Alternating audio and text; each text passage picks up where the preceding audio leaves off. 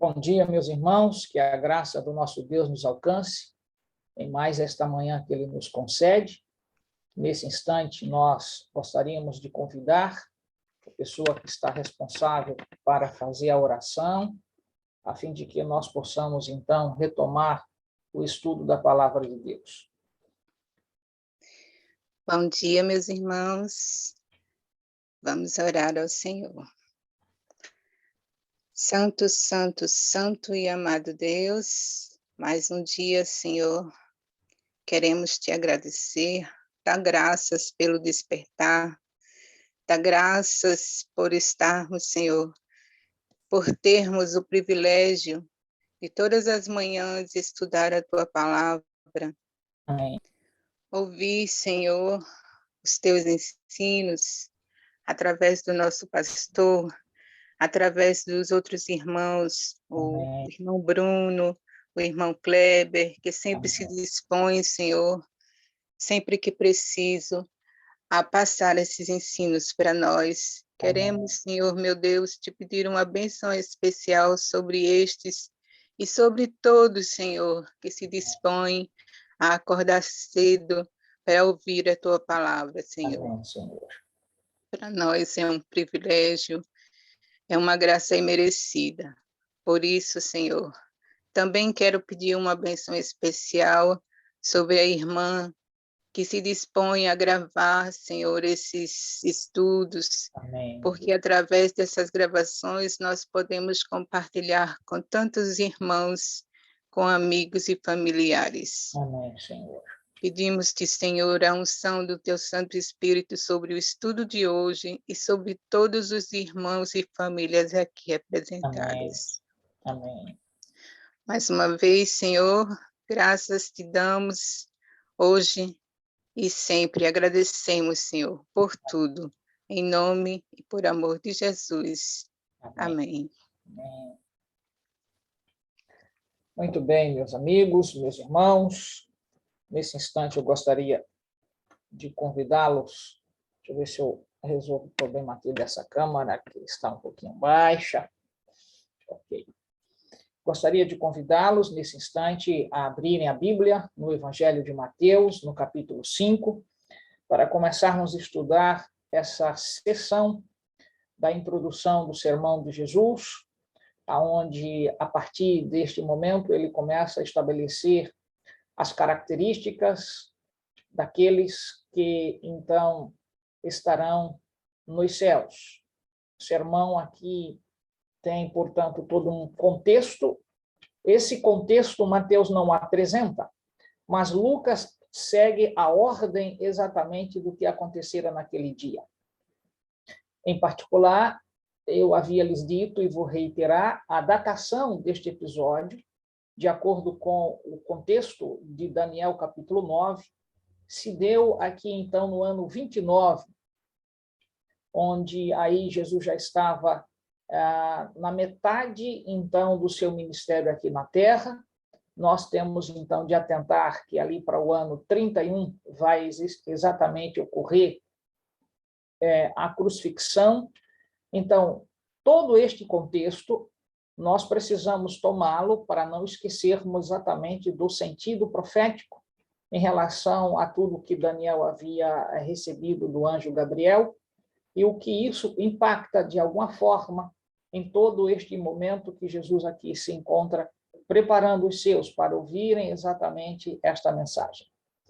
De igual modo, como eu sempre ponho o aspecto mais próximo do episódio, buscando na Bíblia Sagrada qual é o contexto mais amplo, nós vamos fazer essa leitura agora no Evangelho de Lucas, retomaremos, então, Mateus capítulo 5, mas é preciso que tenhamos em mente isto, e vamos ver em Lucas, vamos ver o que realmente antecedeu o momento do Sermão da Montanha. Venha comigo ao capítulo 6 do Evangelho de Lucas, por favor, mais perto da Bíblia, e observem que há um registro exatamente aqui, bastante, eu diria, sequencial, que Lucas põe no capítulo 6, demonstrando exatamente o que havia acontecido naquele período. vamos aqui somar algumas partes. Jesus havia se retirado, passou a noite em oração. Após, então, esse período de oração, ele chama, portanto, nominalmente aqueles que fariam parte desse grupo seleto chamado de apóstolo. E após esta escolha, nós temos de atentar que o sermão, então, vem em sequência. Esta é a ordem: oração, escolha e o sermão. Agora, antes da leitura, também preciso explicar-lhes. Como o pastor escolha, ele já o havia feito em outros momentos, quando nós, então, já havíamos estudado. Verdade, você está correto. Nós temos de atentar para uma situação técnica aqui, qual que seja. Quando houve, portanto, ali a manifestação de Cristo no ambiente onde João Batista estava batizando, e então André passa a seguir Jesus, e depois vai chamar Simão Pedro, igualmente o que acontece com Natanael, Filipe. Então, a gente tem esta circunstância, mas é preciso nos lembrar que Tiago e João, irmãos, também passam a seguir Jesus. Mas você deve lembrar que houve, em algumas ocasiões, convite direto para estas pessoas, mas o grupo não estava formado. Você se lembra disso? Em Caná da Galileia, o grupo não estava formado.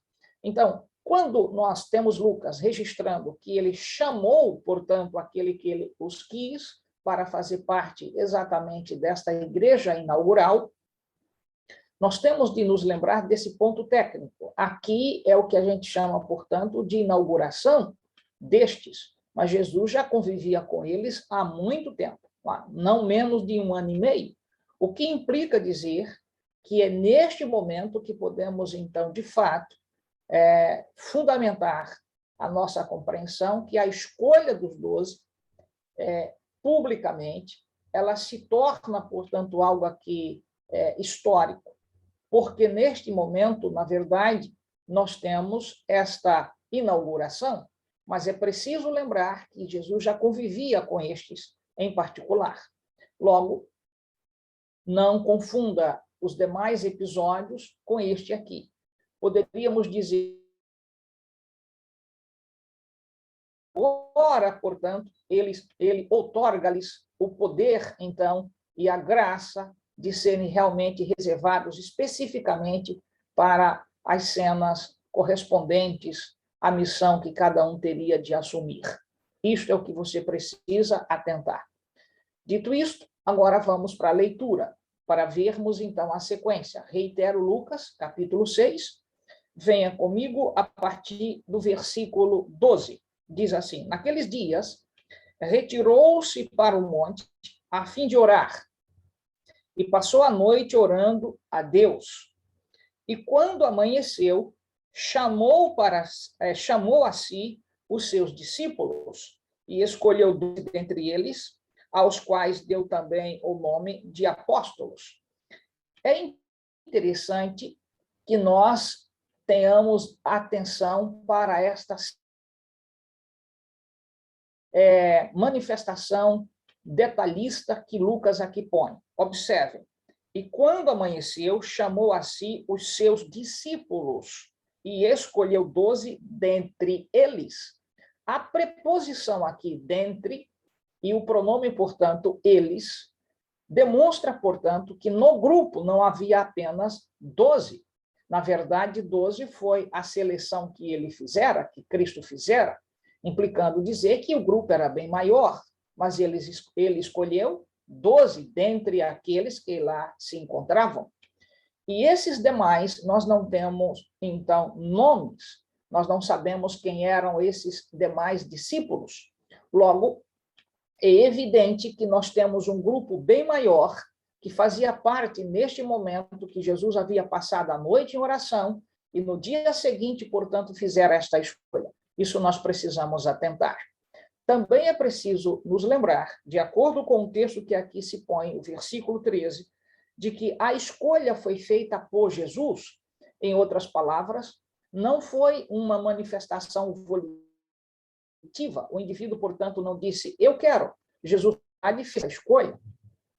Mas há o elemento, portanto, vinculativo aqui. Veja, ele não fez essa escolha de maneira abrupta, aleatória, ele o fez baseado, portanto, em comunhão, em oração, o que implica dizer, nossa primeira lição nesta manhã, que escolher pessoas para determinadas atividades singularmente não deveria ser, portanto, olhado os dotes, as condições, sejam, portanto, intelectuais, físicas ou sociais, mas especificamente que nível, portanto, de submissão esta pessoa tem a Deus através daquele que está, de alguma forma, incumbido de fazer a escolha, de não o fazer de per si, por si mesmo, mas baseado naquilo que o amigo Espírito Santo pode nos ajudar a compreender, porque não enxergamos tudo, mas dependemos especificamente do Espírito de Deus para nos abrir a mente, para saber quem de fato vamos chamar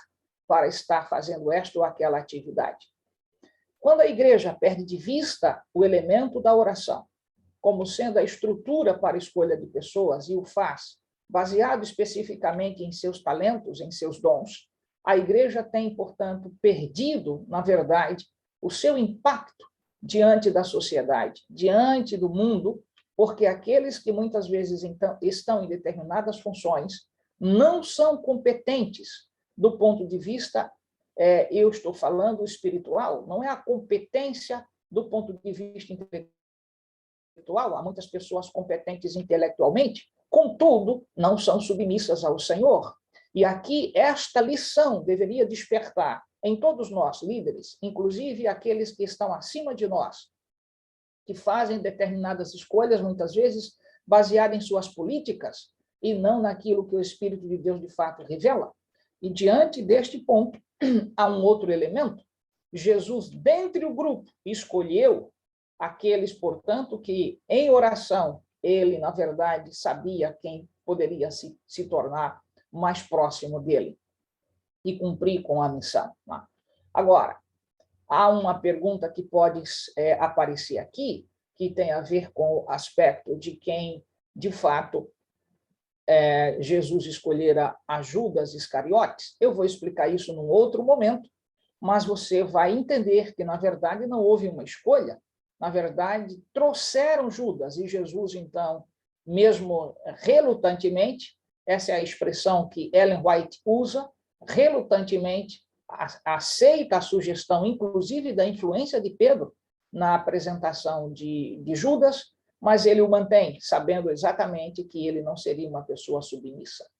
Então, é necessário que nós não esqueçamos destes detalhes. Porém, isso será mais esclarecido num futuro próximo. Fazendo a leitura contínua do versículo, portanto, diz exatamente que Jesus, dos discípulos, escolheu, portanto, o grupo e os nominou de apóstolos. Versículo 14. Simão, a quem acrescentou o nome de Pedro, André, seu irmão, Tiago e João, filhos em Filipe e Bartolomeu, Tiago e João, aí filho de Zebedeu, não esqueçam disto, Mateus e Tomé, Tiago, filho de Alfeu, e Simão, chamado Zelote, Judas, filho de Tiago, e Judas Iscariotes, que se tornou traidor. E, descendo com eles, parou numa planura, onde se encontravam muitos discípulos, seus e grande multidão do povo, de toda a Judéia, de Jerusalém, do litoral de Tiro e de Sidom. E veja, então, este é o contexto. Então, no dia seguinte à oração, houve a escolha, e agora Jesus, então, vai para um lugar mais aberto, e ali, aqueles que já estavam seguindo a Cristo, uma multidão imensa, de todos esses territórios aqui expostos, Tiro, Sidom, Nubeia, da região da Síria, da região de Decápolis, da região de Jerusalém, então, da além do Jordão. Então, e aí entra exatamente o contexto do sermão introdutório. É preciso também nos lembrar de um outro detalhe. Costumeiramente, Jesus não tinha mensagens a passar especificamente para o seu grupo. Dificilmente Jesus dava uma lição específica para os 12. Na verdade, sempre ao pregar, pregava para todos, e entre estes estavam, portanto, os apóstolos. Mas as bem-aventuranças, em particular, Jesus dirige parte de toda esta mensagem para estes que ele escolheu. E a multidão que lá se encontrava também ouvira.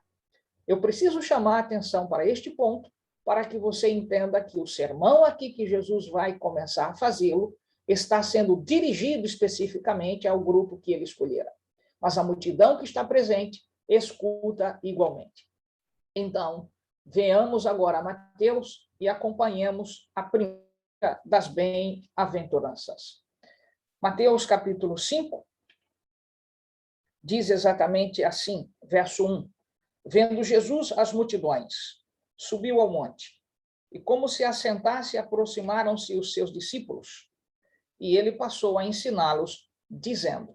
Observe que Mateus mantém a expressão seus discípulos. O pronome possessivo aqui, seu, demonstra em particular que Mateus está a referir-se ao grupo que fora escolhido, aos 12, e necessariamente a expressão, portanto, aqui, seus discípulos, pertencem, portanto, a este rol que aqui já foi apresentado a partir, então, do texto de Lucas. E é este grupo que está, portanto, bastante próximo de Jesus, a quem Jesus, então, se dirige em particular. Observe que as expressões que Jesus vai utilizar, elas estão dirigidas para este grupo. Não perca de vista isso. Um outro detalhe, fica evidente que nós temos 8 bem-aventuranças, porque a partir do momento que Jesus usa, mais uma vez, a expressão bem-aventurado, ele não o faz de maneira, o que a gente chama, portanto, exclamatória, mas especificamente para, então, um grupo seleto.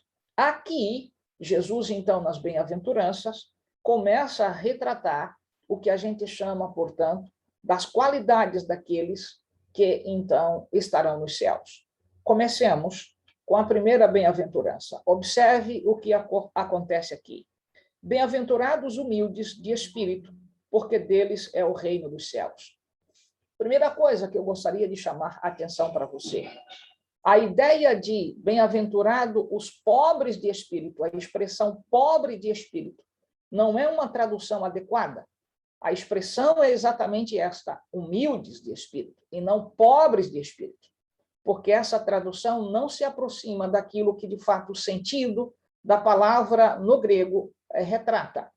O que implica dizer que Jesus está dizendo, em outras palavras, é felizes, porque a palavra, portanto, bem-aventurado, que aqui se põe, é a palavra grega, então, que carrega exatamente esse sentido, makarios, lá. Bem-aventurados, então, felizes. Na verdade, aqueles que estão nesta condição de serem, como diz o texto, humildes de espírito, porque deles é o reino de Deus, ou o reino dos céus. O reino de Deus ofertado, portanto, para aqueles que são bem-aventurados, mas que são humildes, humildes de espírito. Então, vamos na ordem.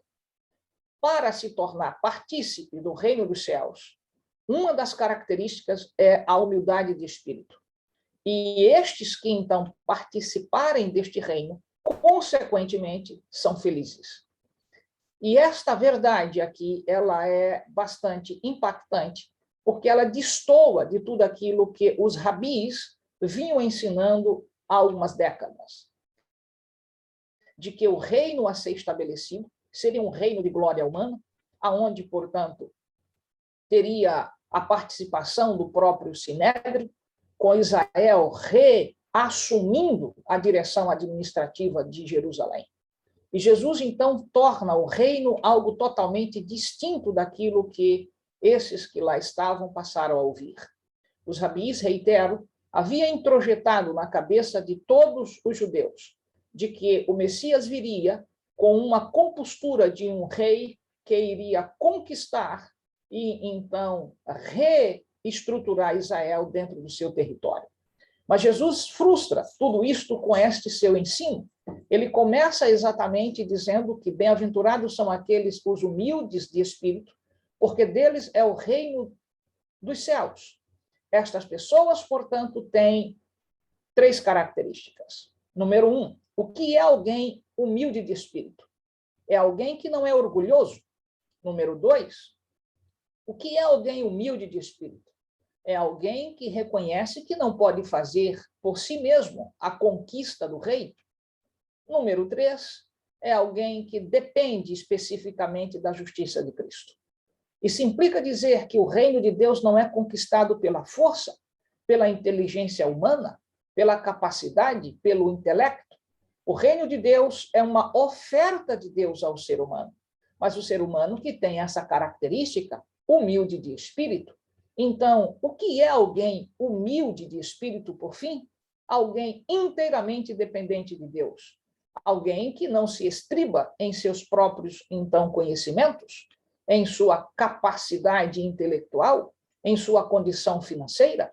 Na verdade, Jesus, então, frustra todas as expectações daqueles que achavam que, por serem, de alguma forma, descendentes de uma nação ou de um patriarca em particular, ou vinculado a um personagem em particular, daria, portanto, as credenciais para entrar no reino dos céus. Jesus deixa claro que a característica daqueles que estarão no reino dos céus tem a ver, portanto, com inteira dependência dele.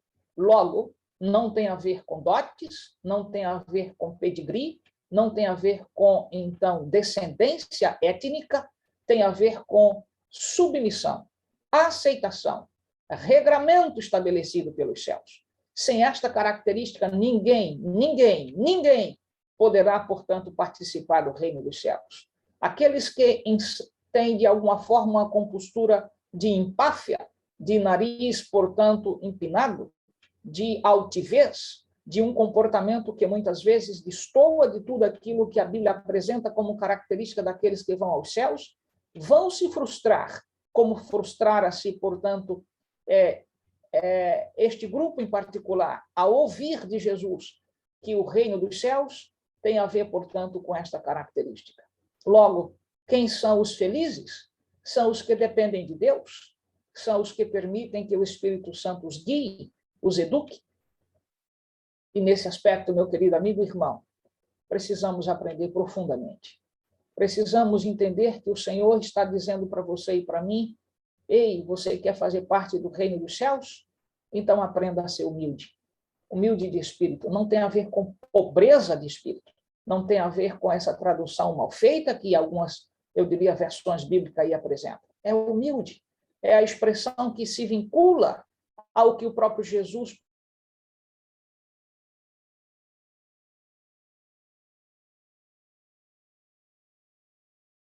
reaparece aqui. Mateus capítulo 11. Venha comigo e acompanha, portanto, o versículo 29, o que Jesus nos ensina aqui.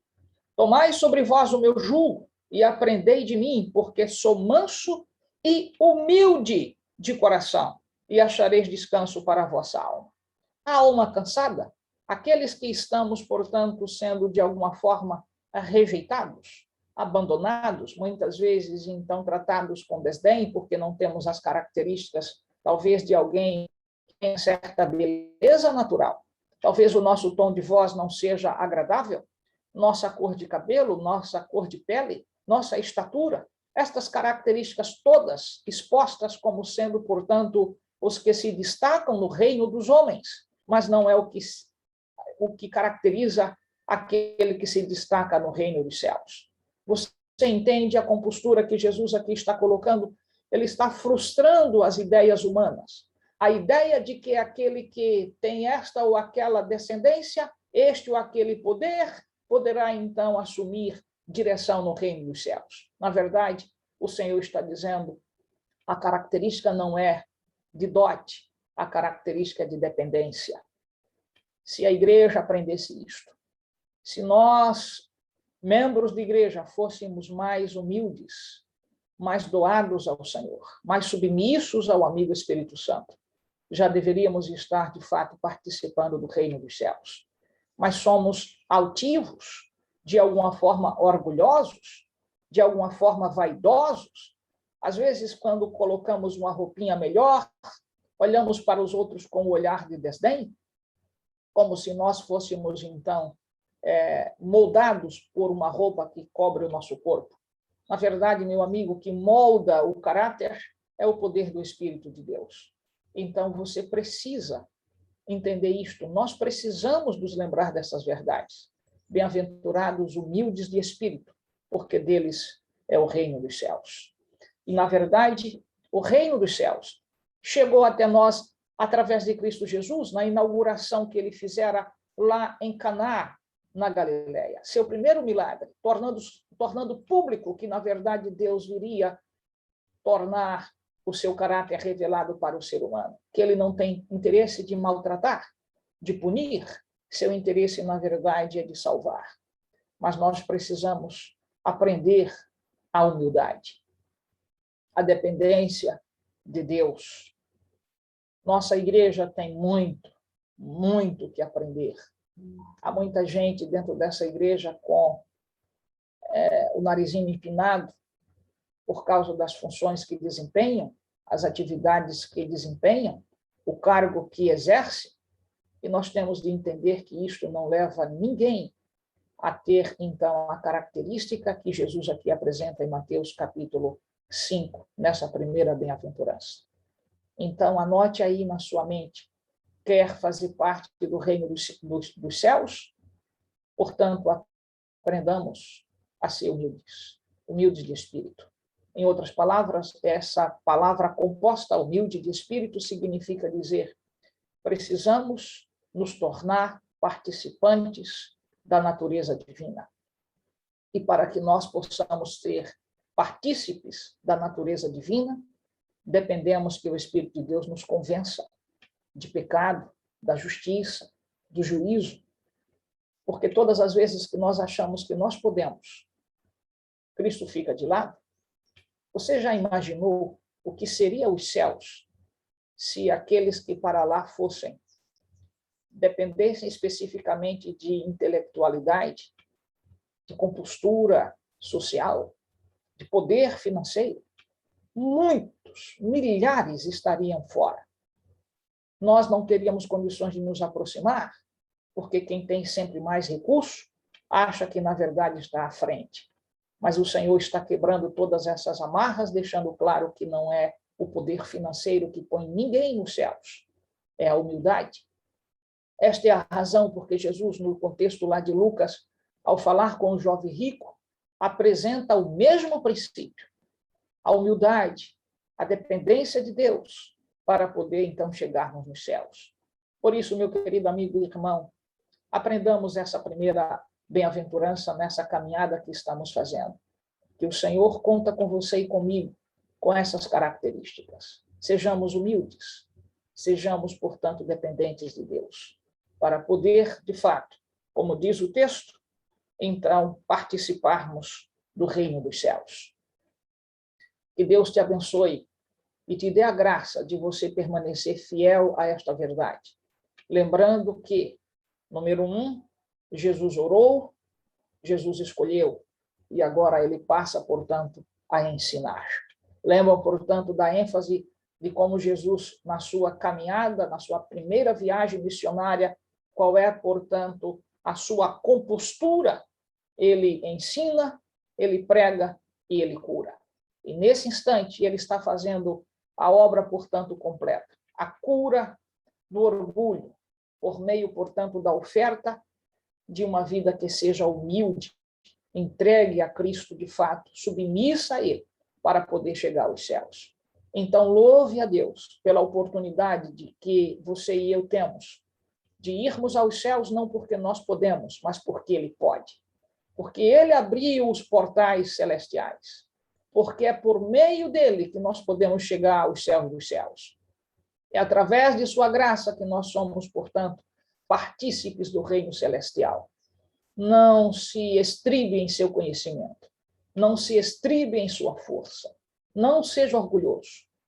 Peça ao amigo Espírito Santo para dominar o seu mau gênio, para que você tenha esta característica, humildade. Agora, não confunda a humildade com, então, perda de autoridade. A perda, portanto, de defesa daquilo que é verdadeiro, porque as pessoas, às vezes, confundem humildade com humilhação. Nenhum de nós somos convidados nessa terra para sermos humilhados, mas se o formos, vamos ver que há uma bem-aventurança que vai exatamente nesta direção, nos chamando a atenção de que um dia humilhados, detestados por esta terra, mas aceitos pelos céus dos céus. Seja fiel, meu irmão, firmeza, porque aquele que então abriu os portais dos céus ainda permanece com as portas abertas para que nós possamos chegar por meio de sua graça. Não é se você é vegetariano, não é se você, portanto, é carnívoro, não é se você come isso ou aquilo outro, que vai te jogar fora do céu. Na verdade, o que te põe fora do céu é o orgulho de não se permitir a aceitar os ensinos que Jesus estabeleceu. E aí vem o detalhe: bem-aventurado, aquele ou aquela que, na verdade, é humilde de espírito, porque destes, de fato, é o reino dos céus. Que Deus te abençoe. Que Deus te dê um dia em paz, na convicção de que este seja um dia de aprendizado, aonde buscamos, então, quebrar o nosso orgulho e nos submeter ao nosso amigo Espírito Santo para que ele nos convença de nossos maus gênios. Que Deus te abençoe. É o meu desejo, igualmente a minha prece. Vamos orar. Bondoso Deus, nossa gratidão pelo privilégio de estudarmos um pouco a Tua palavra. Cuida de nós, nos ajude a avançar, a caminharmos na direção das características daqueles que herdarão o reino dos céus. E, Senhor, obrigado, porque não é o reino da terra, é o reino dos céus, aonde, de fato, as regras são totalmente distintas destas que os homens estabelecem aqui. Nos dê a característica, Senhor, necessária. Sejamos humildes. Meu amigo Espírito Santo, nos molde para alcançarmos esta característica. Nos dê convencimento de nossos pecados, de nossas falhas, que possamos confessar ao nosso amigo Jesus para nos perdoar os pecados e nos purificar de toda a injustiça. Que sejamos, de fato, cidadãos do reino celestial. É a bênção que eu te imploro, Senhor, e que ela seja extensiva aos teus filhos que aqui se encontram e àqueles que virão ainda assistir a esta mensagem. Em nome de Jesus. Amém.